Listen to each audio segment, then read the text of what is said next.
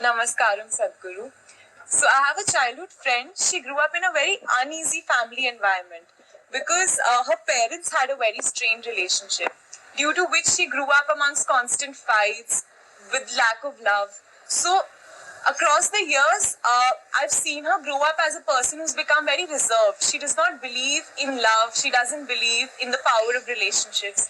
So, how can we sort of not let such toxic relationships impact us so negatively in life? See, everybody is finding a certain excuse for their own miseries. So, my parents were like this, so I am like this. Well, this is unfixable because we can't change your parents now, all right? Hello? Can we change them now? So, you need to understand this, especially if you have gone through tough situations in life or horrible situations in life, let's say. Is it not important that you become wiser sooner than other people? Sooner than other people who've grown up in comfort, who do not know what it is to see those things?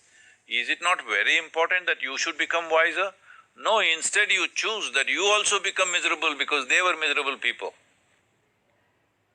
So let us understand this much. You have an intelligence to recognize that they are living badly. How come you don't have an intelligence to recognize you are living badly right now? And you don't even have the fundamental integrity to see if I am living badly, it is me who is making this. Because there may be situations and situations. For every one of us there are situations. In fact, the more you try to do in the world, the more and more many ugly situations you will have to face whether you like it or you don't like it, okay? Now, because you face ugly situations, will you also become ugly? Or you will use this as manure to blossom into a wonderful flower? This is a choice that you have. So everything that hurts us, everything that in some way is negative in a given situation, whether you will become wise or you will become wounded is your choice. Do not look for ideal situations because there is no such place. There is no such place. Wherever you go, there will be something happening that you think is negative. Whether it's negative or not, I don't want to make a judgment. But in a given place, you think there is negative. A whole lot of people who have applied to get into your institution like ISB, they are all thinking if I enter ISB, it is like heaven. But I'm sure there are many people in your institution who think this is the most horrible place, full of politics, full of nonsense, full of this. Aren't there such people? Hello? I'm sure they are there, you don't become one of them. Because in every place there are issues, all right? Where there are two people, there is an issue. How we conduct these issues depends on, are we in a state of conscious response to these issues or are we in some compulsive reaction to these issues? This determines how we conduct ourselves.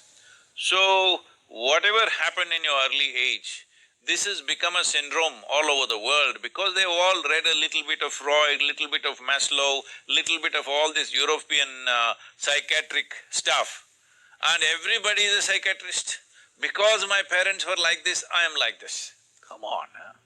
Where is your intelligence? If your parents were like this, you must take a vow, you will never ever be like that.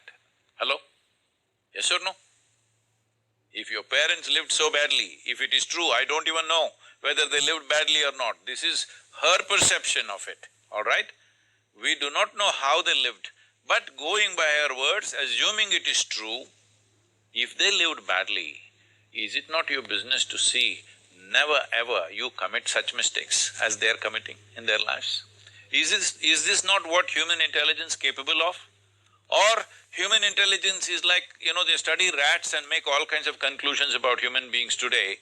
They're not very wrong because a lot of people are still living like rodents. A whole lot of experiments about human beings are on rodents.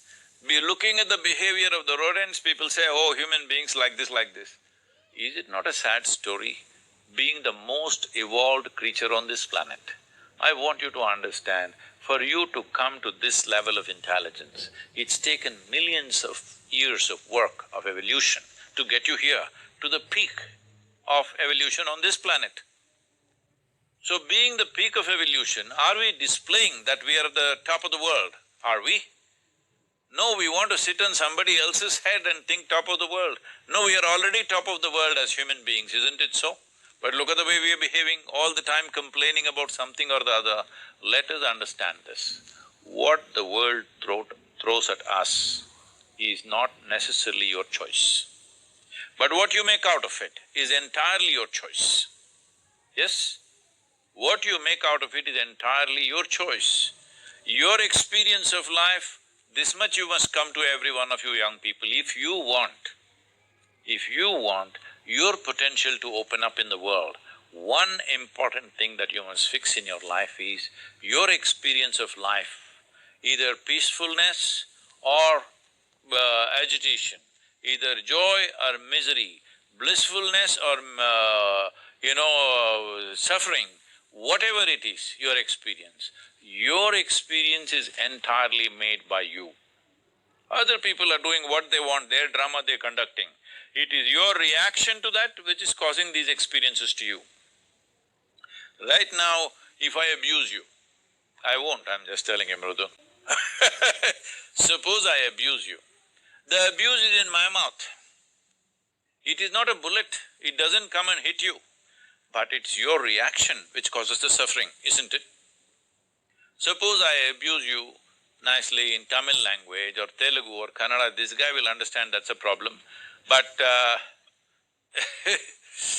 if I abuse you in a language that you don't understand, with a smile on my face, you will think I'm saying sweet things to you, isn't it?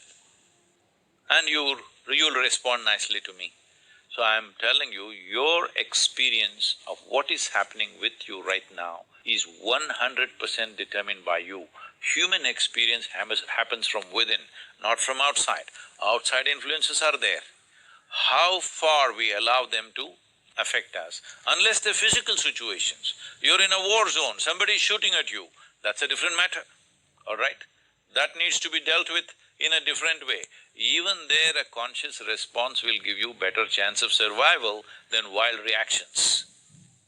So, the privilege of being human being is this, that we have an intelligence to determine what should be our experience of life. Other creatures are in a natural, instinctive, compulsive reaction. We are supposed to be above that. But most human beings are trying to disprove this, and they are also in a compulsive state of reaction. And above all, parents. Well, they are living the way they know best, isn't it? If they knew any better, they would have done better. They're doing their best. Well, they gave birth to you, which is a phenomenal thing. Maybe not willingly, but they gave birth to you one way or the other, and they gave you enough food and education and nonsense, whatever you needed, and brought you up to this level. Now don't keep on looking at the rear view mirror forever. They brought you up, you've grown up into an adult, you survived, all right? Many children die early on, parents not being able to provide. A whole lot of millions of children die in the world because parents are not able to provide for the children that they give birth to. They brought you up, you've grown up, you are in the rear view mirror. Please, leave the rear view mirror and look ahead because you can't fix your past. There is no way you can fix an yesterday, but you can create a tomorrow. Let's make that happen.